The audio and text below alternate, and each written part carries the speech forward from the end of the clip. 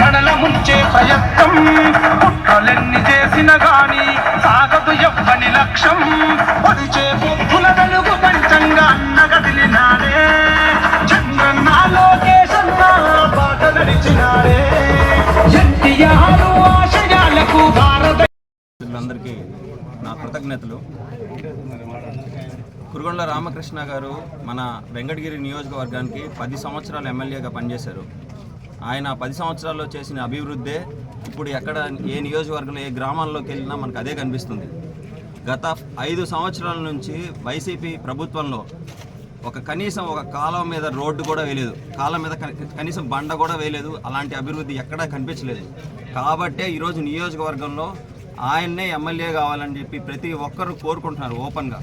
కాబట్టే మేము జనసేన పార్టీ తరఫున కూడా మా సంపూర్ణ మద్దతు కురుగొండ్ల రామకృష్ణ గారికే ఉంటుంది. రాబోయే 2024 ఎలక్షన్స్లో ఆయన్ని మాకున్న ఓటు బలం మొత్తం ఆయనకి వేసే విధంగా మేము కష్టపడి పనిచేసి ఆయన ఎమ్మెల్యేగా గెలిపించుకుంటామని తెలియజేసుకుంటున్నాము.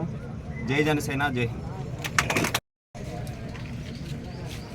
మాజీ శాసనసభ్యులు, ఈ నియోజకవర్గ ఇన్ఛార్జి కురుగొండ్ల రామకృష్ణ గారు ఆనవాయితీగా సెంటిమెంట్గా పెంచల కోనకు పోయి పెంచల స్వామివారిని దర్శించుకొని ఈ గ్రామం నుంచి ఎన్నికల ప్రచారం ప్రారంభించడం అనేది ఆయనకున్నటువంటి ఆనవాయితీలో భాగంగానే ఈరోజు ఈ గ్రామంలో ఎన్నికల ప్రచారాన్ని ప్రారంభించడం జరిగింది. దీనికి ఈ నియోజకవర్గంలో తెలుగుదేశం పార్టీ ముఖ్య నాయకులందరూ, జనసేన నాయకులు, ముఖ్యంగా మీడియా మిత్రులు కూడా ఈరోజు ఈ కార్యక్రమంలో పాల్గొనడం మీకు అందరికీ తెలుసు. ఈ నియోజకవర్గంలో ప్రత్యేకంగా ప్రజా సమస్యల గురించి ఈ వైసీపీ ప్రభుత్వంలో జగన్మోహన్ రెడ్డిని అడిగినందుకు, ప్రశ్నించినందుకు ఇక్కడ శాసనసభ్యులు కూడా బయటికి రావటం జరిగింది. ఇలాంటి నియోజకవర్గంలో అదేవిధంగా రెండు సార్లుగా కురుగొండ్ల రామకృష్ణ గారు ఇక్కడ శాసనసభ్యులుగా ఉంటే ప్రజల పక్షాన 2009, 2014 వరకు ఈయన పోరాడినటువంటి విషయం ఈ నియోజకవర్గంలో ప్రజలందరికీ తెలుసు.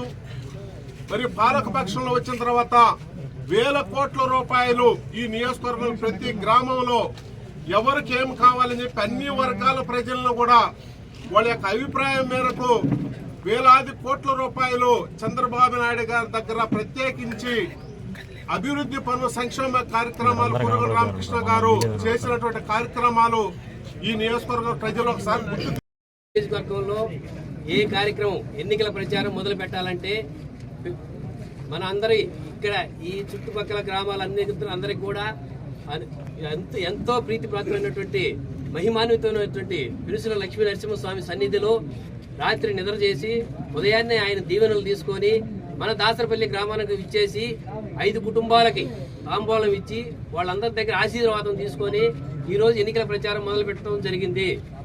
ఇదే గతంలో 2009లో కూడా ఆయన ఇదే విధంగా చేసినారు, మంచి మెజార్టీతో గెలిచారు. 2014లో కూడా ఇదే విధంగా చేశారు, గెలిచారు. నియోజకవర్గాన్ని ప్రతి గ్రామం మారుమూల గ్రామానికి కూడా ఆయన మార్పునంటూ అభివృద్ధి పనులు చేసి చూపించినారు. గత 19 ఎన్నికల్లో దురదృష్టవశాత్తు మనం ఓడిపోవడం జరిగింది. ఆ ఓడిపోయిన దానికి 5 సంవత్సరాల నుంచి కూడా ఎక్కడా ఏ గ్రామంలో కూడా ఒక అభివృద్ధి పనంటూ జరగలేదు. దానికి స్థానిక శాసనసభ్యులు రమణన్న గారు చెప్పినట్లు ఏంటని ప్రశ్నిస్తే 6 సూపర్ సక్సెస్ అని పెట్టి సూపర్ 6 పెట్టి ఈ రాష్ట్రాన్ని పేదరికం లేని రాష్ట్రంగా, అదేవిధంగా పరిశ్రమలు వచ్చే విధంగా, ఇక్కడ మనకి ఏం పరిశ్రమలు లేవు. మన పిల్లలు చదువుకున్న ఈరోజు ఇళ్లలో వ్యవసాయం చేసుకుంటాను, లేదు ఖాళీగా తిరగడం జరుగుతూ ఉంది. ఆ విధంగా కాకుండా దూరదృష్టితో ఆలోచించి రేపు ఏ జిల్లాకు ఆ జిల్లా పరిశ్రమలు తీసుకొచ్చి ఉపాధ్యాయ విద్యార్థులకు కూడా ఎవరైతే ఎంప్లాయీస్ చదువుకున్నటువంటి వాళ్ళు ఉన్నారు, వాళ్ళందరూ కూడా ఉద్యోగ అవకాశం కల్పించే విధంగా చంద్రబాబు నాయుడు ఆలోచిస్తూ ఉన్నాడు. మొన్న దురదృష్టం, మొన్న ఓడిపోవడం, ఈ 5 సంవత్సరాల్లో మనం 20 సంవత్సరాలు వెనక్కి వెళ్ళిపోయినాం. జగన్మోహన్ రెడ్డి అభివృద్ధి కార్యక్రమాలు కానీ ఎక్కడా కూడా ఏమీ చేయాల. ఆయన లిక్కర్ మాఫియా, ఇసుక మాఫియా, అదేవిధంగా గ్రానైట్ మాఫియా, ఇవన్నీ ఈ మాఫియాలు చూసుకోవడం సరిపోతా ఉంది.